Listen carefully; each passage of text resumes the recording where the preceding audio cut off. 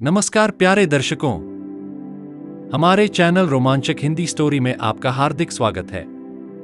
आज हम आपके लिए एक बेहद प्रेरणादायक और भावनात्मक कहानी लेकर आए हैं, जिसका नाम है बूढ़ी माँ की बड़ी दुख भरी कहानी, अफसर बेटे की भूखी लाचार माँ। यह कहानी हमें रिश्तों की गहराई, जीवन के महत्वपूर्ण सबक और परिवार की सच्ची अहमियत का एहसास कराएगी। तो आइए इस भावनात्मक यात्रा की शुरुआत करते हैं। प्यारे दर्शकों, बचपन से ही संघर्ष और कठिनाइयों से भरे जीवन की कहानी है सावित्री देवी की। वह एक छोटे से गांव की साधारण महिला हैं, जिन्होंने अपने असाधारण धैर्य और साहस से जीवन के हर मोड़ पर आने वाली चुनौतियों का सामना किया। सावित्री देवी का जीवन तब पूरी तरह बदल गया जब उनके पति का देहांत हो गया। उस समय उनका इकलौता बेटा अजय महज कुछ साल का था। अपने पति को खोने का दुख और जिम्मेदारियों का भारी बोझ उनके कंधों पर आ गया। अकेलेपन और आर्थिक तंगी के बावजूद सावित्री देवी ने हार नहीं मानी। उन्होंने अपने बेटे अजय के भविष्य को संवारने के लिए दिन रात मेहनत की। वह सुबह से शाम तक खेतों में काम करतीं, फसल काटतीं और मिट्टी से अपने हाथ गंदे करतीं। इसके बाद अपने गांव के कुछ घरों में झाड़ू पोंछा करने और बर्तन धोने का काम भी करतीं, ताकि कुछ पैसे कमा सकें। उनकी जिंदगी में कई बार ऐसे पल आए जब उन्हें भूखे पेट सोना पड़ा, लेकिन उन्होंने अपने बेटे की पढ़ाई में कभी कोई कमी नहीं आने दी। अजय के स्कूल की फीस, किताबें और कपड़े का इंतजाम करने के लिए उन्होंने हर वह काम किया जो वह कर सकती थीं। सावित्री देवी का मानना था कि शिक्षा ही वह माध्यम है जिससे उनका बेटा गरीबी और कठिनाइयों के इस दुष्चक्र से बाहर निकल सकता है। सावित्री देवी के अथक संघर्ष और अजय की कड़ी मेहनत ने आखिरकार अपना रंग दिखाया। अजय शुरू से ही पढ़ाई में बहुत होशियार था। गांव के छोटे से स्कूल में पढ़ाई करते हुए उसने हर परीक्षा में अच्छे अंक प्राप्त किए। वह हर दिन देर रात तक पढ़ाई करता और अपनी मां की मेहनत को बेकार न जाने देने का संकल्प लेता। सावित्री देवी की प्रेरणा और अजय की लगन ने उसे इतना मजबूत बना दिया कि उसने अपने सपनों की ओर कदम बढ़ाने में कोई कसर नहीं छोड़ी। कई सालों की कठिन पढ़ाई और तैयारी के बाद अजय ने एक बड़ी प्रतियोगी परीक्षा पास कर ली। यह परीक्षा ऐसी थी जिसे पास करना गांव के लोगों के लिए किसी चमत्कार से कम नहीं था। परीक्षा का परिणाम घोषित होने के बाद अजय का चयन एक प्रतिष्ठित सरकारी अफसर के पद पर हुआ। यह सुनकर न केवल अजय बल्कि पूरा गांव खुशी से झूम उठा। जब अजय ने यह खबर अपनी मां को सुनाई तो सावित्री देवी के चेहरे पर खुशी के आंसू छलक पड़े। यह वह क्षण था जिसका उन्होंने अपने जीवन भर इंतजार किया था। उन्हें लगा कि उनकी वर्षों की मेहनत, त्याग और संघर्ष का फल उन्हें मिल गया है। उनके सारे दुख जो उन्होंने अजय के बेहतर भविष्य के लिए झेले थे, अब खत्म हो जाएंगे। सावित्री देवी ने अजय को गले लगाया और भगवान का शुक्रिया अदा किया। उन्हें अपने बेटे पर गर्व महसूस हो रहा था। गांव के लोग भी सावित्री देवी की प्रशंसा कर रहे थे, क्योंकि उनकी कहानी सिर्फ एक मां के संघर्ष की नहीं थी, बल्कि हर उस इंसान के लिए प्रेरणा थी जो विपरीत परिस्थितियों में भी अपने सपनों को हासिल करना चाहता है। अजय के सरकारी नौकरी में चयन के बाद सावित्री देवी को गर्व था कि उनका बेटा अब एक बड़ा अधिकारी बन गया है और उनकी जिंदगी बदलने वाली है। लेकिन इस खुशी के साथ साथ उनके जीवन में एक नए अकेलेपन की शुरुआत भी होने वाली थी, जिसका उन्हें अंदाजा नहीं था। जब अजय नौकरी के लिए बड़े शहर चला गया तो शुरुआत में सब कुछ ठीक था। अजय नियमित रूप से अपनी मां को फोन करता, उनकी सेहत के बारे में पूछता और हर महीने पैसे भी भेजता। वह अपनी मां को भरोसा दिलाता कि वह जल्द ही उन्हें अपने साथ शहर ले जाएगा, जहां वे एक आरामदायक जीवन बिता सकेंगी। लेकिन जैसे जैसे समय बीतता गया, अजय की नौकरी की व्यस्तता बढ़ती गई। काम की जिम्मेदारियों और शहर की तेज रफ्तार जिंदगी में वह इतना उलझ गया कि अपनी मां के लिए समय निकाल पाना उसके लिए मुश्किल होने लगा। पहले जो फोन रोज आया करते थे, वे अब हफ्तों और फिर महीनों के अंतराल में आने लगे। सावित्री देवी हर दिन अपने बेटे के फोन का इंतजार करती। वह पूरे दिन घर के आंगन में बैठी रहती, इस उम्मीद में कि अजय का फोन आएगा या वह उनसे मिलने आएगा। दिन ब दिन उनकी यह प्रतीक्षा लंबी और पीड़ादायक होती गई। सावित्री देवी को अपने गांव के लोग तसल्ली देने की कोशिश करते, लेकिन उनका दिल अपने बेटे के बिना सूना सूना लगता। उनका सारा जीवन जो अजय के चारों ओर घूमता था, अब खालीपन और उदासी से भर गया था। हर रात सोने से पहले वह भगवान से प्रार्थना करती कि उनका बेटा उनकी सुध ले। लेकिन समय के साथ अजय का ध्यान उनकी ओर और कम होता गया। यह अकेलापन सावित्री देवी के लिए एक नई चुनौती बन गया। वह अपने संघर्षपूर्ण जीवन के बाद भी मानसिक रूप से मजबूत थीं, लेकिन बेटे के प्यार और देखभाल की कमी उनके दिल को कचोटती रहती। उनका इंतजार कभी खत्म होने वाला नहीं लगता था। गांव के लोग सावित्री देवी को ताने देते, क्या हुआ तुम्हारे अफसर बेटे का?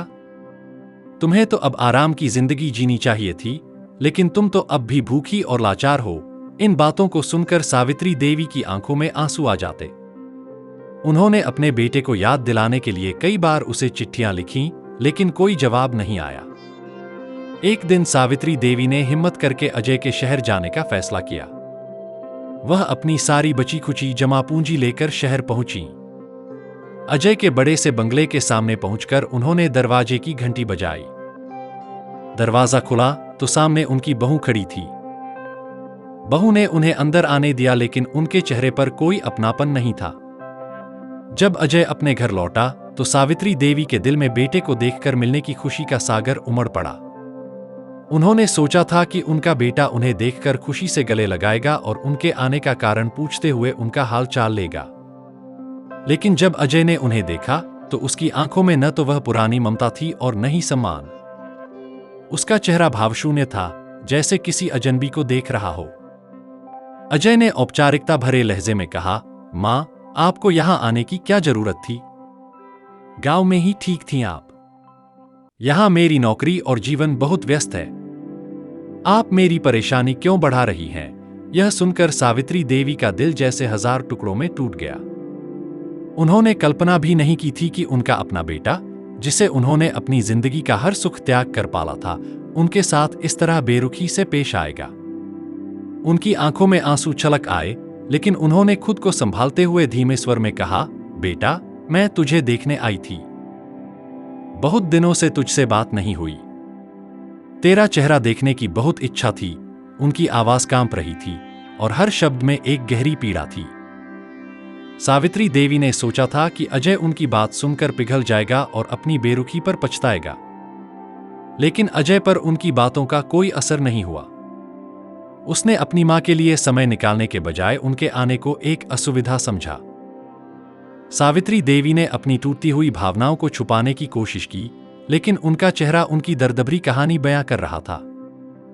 उनकी उम्मीदें, जो उन्होंने अपने बेटे के प्रति संजोई थीं, धीरे धीरे धुंधली होने लगीं। एक मां के लिए इससे बड़ा दुख और क्या हो सकता है कि उसका अपना बेटा, जिसके लिए उसने अपना जीवन समर्पित कर दिया, आज उसे अपने जीवन में एक बोझ समझने लगा। अजय ने अपनी मां से कहा, मां, मेरी नौकरी बहुत व्यस्त है। मुझे आपके लिए समय निकालना मुश्किल हो रहा है। आप गांव लौट जाइए। मैं हर महीने पैसे भिजवा दूंगा। यह सुनते ही सावित्री देवी का दिल टूट गया। उनकी आंखें भर आईं, लेकिन उन्होंने अपने आंसू छुपाने की कोशिश करते हुए कोई शिकायत नहीं की। उन्होंने सिर्फ इतना सोचा कि शायद अजय अपनी व्यस्तता के कारण ऐसा कह रहा है और कुछ समय बाद सब ठीक हो जाएगा। सावित्री देवी ने मन ही मन ठान लिया कि वह कुछ दिन और रुककर अपने बेटे और बहू के साथ थोड़ी खुशी बांटेंगी। लेकिन बहू को सावित्री देवी का घर में रहना खटकने लगा। वह अक्सर छोटी छोटी बातों पर चिढ़ती और अपनी नाराजगी जाहिर करती। बहू ने एक दिन अजय से साफ साफ कह दिया, आपकी मां का यहां रहना हमारे लिए मुश्किल हो रहा है। वह गांव में ज्यादा आराम से रह सकती हैं। आप उनसे बात कीजिए और उन्हें गांव वापस भेज दीजिए। अजय, जो कभी अपनी मां के त्याग और संघर्ष की कद्र करता था, अब अपनी पत्नी के कहने पर बिना कुछ सोचे समझे मां के पास आया और कहा, मां, आप गांव लौट जाइए। यहां रहना आपके लिए ठीक नहीं है। गांव में आपको ज्यादा सुकून मिलेगा। अजय के इन शब्दों ने सावित्री देवी के दिल पर गहरा घाव कर दिया। उनके लिए यह केवल शब्द नहीं थे, बल्कि उन बलिदानों की अनदेखी थी जो उन्होंने अपने बेटे के लिए किए थे। उन्होंने अपनी आंखों में आए आंसू पोंछते हुए धीरे से कहा, ठीक है बेटा, अगर तुम्हें यही सही लगता है तो मैं गांव लौट जाऊंगी। उनके भीतर एक तूफान मच रहा था, लेकिन उन्होंने अपने चेहरे पर कोई शिकन नहीं आने दी। वह जानती थीं कि अब उनके लिए यह घर पराया हो चुका है और उनका अपना बेटा भी उनसे दूर हो गया है। सावित्री देवी का अपमान केवल उनके बेटे और बहू के व्यवहार तक सीमित नहीं था, बल्कि यह उन सभी सपनों और उम्मीदों का अंत था जो उन्होंने एक मां के रूप में अपने बेटे के भविष्य के लिए देखे थे। सावित्री देवी के दिल में बेटे की बेरुखी और उपेक्षा का घाव अब गहरे से गहरा हो चुका था। एक समय था जब उन्होंने अपनी पूरी जिंदगी अजय के लिए समर्पित कर दी थी, लेकिन अब उनका बेटा उनके लिए एक अजनबी सा बन गया था। बेटे की उपेक्षा और बहू के ताने सुनकर वह पूरी तरह टूट चुकी थी। उनके पास अब कोई रास्ता नहीं था। उनके भीतर एक खालीपन था और वह महसूस कर रही थीं कि उनका जीवन अब व्यर्थ हो गया है। न तो उनके पास घर चलाने के लिए पैसे थे, न ही उनकी कोई जरूरतें पूरी करने वाला था। वह सोचती, जो दिन उनके बेटे के संग हंसी खुशी बीते थे, वह अब कभी वापस नहीं आएंगे। धीरे धीरे उनके जीवन का उद्देश्य खत्म सा हो गया था। उनके पास अब न कोई उम्मीद थी, न कोई लक्ष्य। घर लौटने के बाद उन्होंने पूरी तरह से अपने जीवन को भगवान के हाथों में सौंप दिया। दिन भर वह अपने छोटे से गांव के घर में बैठकर भगवान से प्रार्थना करती, हे भगवान, मेरे बेटे को सद्बुद्धि दो। वह समझे कि एक मां की महत्ता क्या होती है। उसे अपना कर्तव्य समझने की राह दिखाओ। हर रात उनकी प्रार्थनाओं में यही शब्द होते, हे भगवान, मेरा बेटा जब मुझे नहीं समझ सका तो उसे मेरी उपेक्षा का क्या कारण समझेगा। वह सोचती कि क्या कोई मां के प्यार और बलिदान को ऐसे नकार सकती है। उनके भीतर एक गहरी चाहत थी कि उनका बेटा उनका दुख समझे और उन्हें वह प्यार दे जिसके वे हकदार थे। सावित्री देवी जब गांव लौट आईं तो उनका जीवन अकेलेपन और उदासी में डूब गया। गांव के लोग उन्हें देखकर बेहद दुखी होते, क्योंकि एक समय की मजबूत और जिंदादिल महिला अब बिल्कुल बुझी हुई दिखाई देती थी। उनके चेहरे पर गहरी झुर्रियां और आंखों में न खत्म होने वाला दर्द साफ झलकता था। सावित्री देवी ने अपने बेटे के भविष्य के लिए अपने जीवन का हर सुख त्याग दिया था, लेकिन अब वही बेटा उनके जीवन में इस घोर अकेलेपन और उपेक्षा का कारण बन गया था। गांव के लोग अक्सर उनका हालचाल लेने आते और उन्हें समझाने की कोशिश करते कि उन्हें इस तरह अपने बेटे की बेरुखी का दुख नहीं मनाना चाहिए, लेकिन सावित्री देवी के लिए यह मुमकिन नहीं था। वह हर दिन अपने बेटे के फोन का इंतजार करती, लेकिन अजय का फोन कभी नहीं आता। एक दिन गांव के एक भले व्यक्ति ने अजय को फोन किया और उसे उसकी मां की दयनीय हालत के बारे में बताया।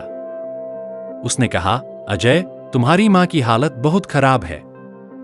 वह दिन ब दिन कमजोर होती जा रही है। तुम्हें आकर उन्हें देखना चाहिए। लेकिन अजय ने बड़ी ही बेरुखी से जवाब दिया, मैं बहुत व्यस्त हूं।